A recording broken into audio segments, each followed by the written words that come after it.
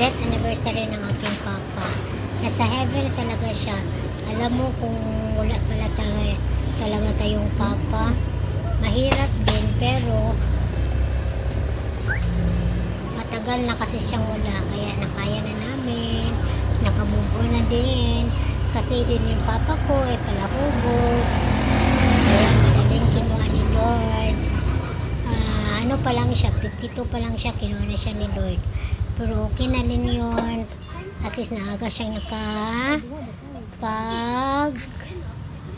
nakapagpahinga, kasi cancer yung sakit niya, cancer sa lungs, kasi nagsisigarilyo siya at nag-iinom, natutulog sa sahig na semento. Kami naman, pumunta na naman kami dun sa pumunta kami sa dumalaw kami sa kanya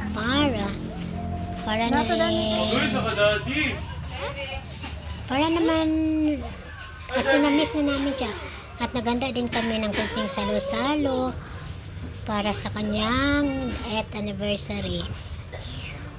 Kami na lang kasi maliit lang ang handa, kaya kain tayo guys.